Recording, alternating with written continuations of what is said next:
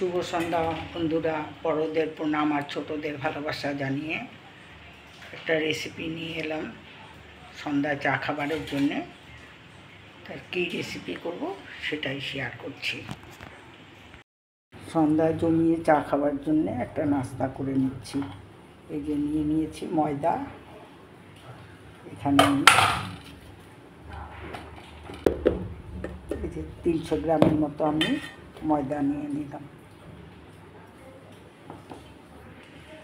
এখানে নিয়ে নিয়েছি সামান্য পরিমাণ কালো জিরা, লবণ প্রয়োজন মতো, যতটুকু লবণ প্রয়োজন লবণ নিয়ে নিয়েছি, আর নিয়ে নিয়েছি লঙ্কার গুঁড়া দিয়ে দিলাম। সাদা তেল দিয়ে দিলাম। দিয়ে দিচ্ছি আধা চামচ পরিমাণ বেকিং পাউডার আর সামান্য খাওয়া সোডা। এভাবে ময়াম করে নিব। ময়ামটা যত ভালো হবে আমি যে নাস্তাটা বানাবো সেটা কিন্তু খুবই মুচমুচে আর খুবই খেতে ভালো লাগবে। আর আমি সকলকে একটা কথাই বলবো যে যারা আমার পাশে আছো সকলে একটা লাইক দিয়ে আমার রেসিপিটা দেখো। আমি একাই অনেক কষ্ট করে করছি ভিডিও, শরীরটাও খুব একটা ভালো নেই, তাই তোমাদের কাছে অনুরোধ রইল যদি বেশি ভালো লাগে শেয়ার করে দিও আর কমেন্ট করে জানাবে কিন্তু আমার এই রেসিপিটা কেমন লাগলো। আর আরেকটা কথা বলতে চাই, আমি অনেকের ভিডিও দেখি কিন্তু তারা কিন্তু আমার ভিডিও দেখে না। আমি প্রত্যেকের ভিডিও ফুল ওয়াচ করি এবং লাইকও করে দিই একটা করে, কিন্তু তারা কিন্তু অনেকেই আছে, এরকম অনেকেই আছে সাবস্ক্রাইবও করে না, ভিডিওগুলো দেখে রান্না বা যে কোনো ভিডিও দেখে না।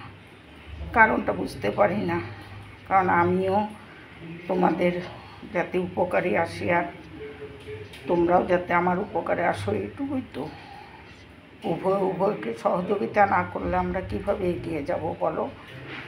তাই আমি চাই প্রত্যেকেই যাই রেসিপি দিই না কেন, যেই ভিডিও দিই না কেন, একটু সহযোগিতা নিয়ে এগিয়ে চলি আমরা, এইটুকুই তো চাই। আর কি, টাকাও লাগে না, পয়সাও লাগে না, শুধু একটু সহযোগিতা। এই সহযোগিতার জন্যই তোমাদের কাছে অনুরোধ জানালাম, কাইন্ডলি তোমরা সকলেই আমার এই রেসিপিটা দেখো, একটু আমাকে এগিয়ে নিয়ে যাও। আমিও আছি তোমাদের পাশে, অবশ্যই থাকবো, সব সময় থাকবো। শুধু আমি একা এগিয়ে গেলে তো আর হবে না, সকলকে এগিয়ে যেতে হবে। তাহলে এখন আমি ময়ামটা করে নিচ্ছি। এই যে আমি ময়ামটা দিয়ে নিলাম, একেবারে খয়ে ময়ামটা কি সুন্দর হয়েছে।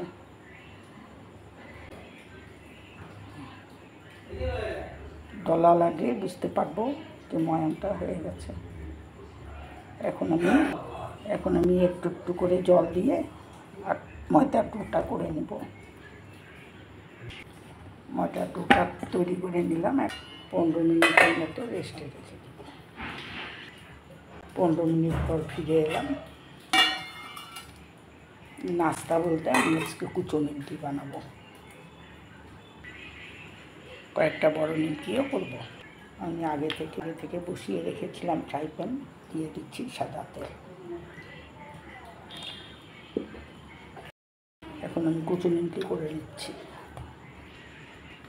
বেলে নিলাম। এখন আমি নিমকিগুলো কেটে নেব। 4-5টা আমি সুন্দরভাবে সমান করে কেটে নিয়েছি।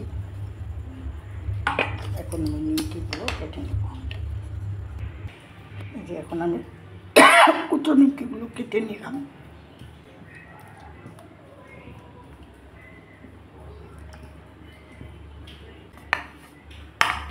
তেলটা গরম হয়েছে কি না দেখে নিচ্ছি।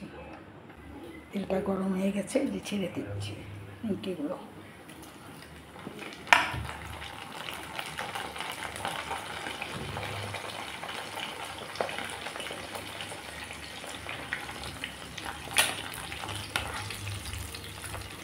যে একটার গায়ে একটা নিমকিও লাগেনি, কিন্তু সব ছেড়ে দিয়েছে। ময়ানটা যত ভালো করব নিমকির স্বাদটা ততটাই ভালো হবে। এখন আমি গ্যাসের ফ্লেমটাকে লো করে দিচ্ছি। এখন আস্তে আস্তে করে আমি ভেজে নিব। হাই ফ্লেমে দিলে পুড়ে যাবে আর ভিতরেও কাঁচা থেকে যাবে, তাই আমি গ্যাসের ফ্লেমটাকে একেবারে লো করে দিলাম। বাকিগুলো আমি একই প্রসেসে তৈরি করে নেব। ভেজে নিলাম। এই যে আমার এক খোলা হয়ে গেল। এখন আমি উঠিয়ে দিচ্ছি একটু লালচে গরম করে।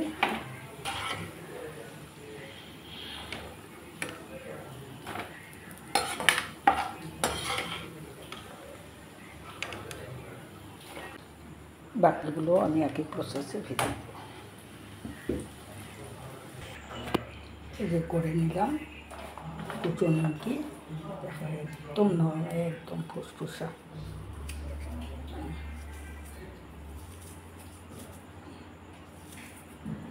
আর এই যে কয়েকটা বড় নিমকি আমি করে নিয়েছি। এখন সন্ধ্যাবেলা আমরা চা নিমকি নিয়ে নিচ্ছি। নিমকি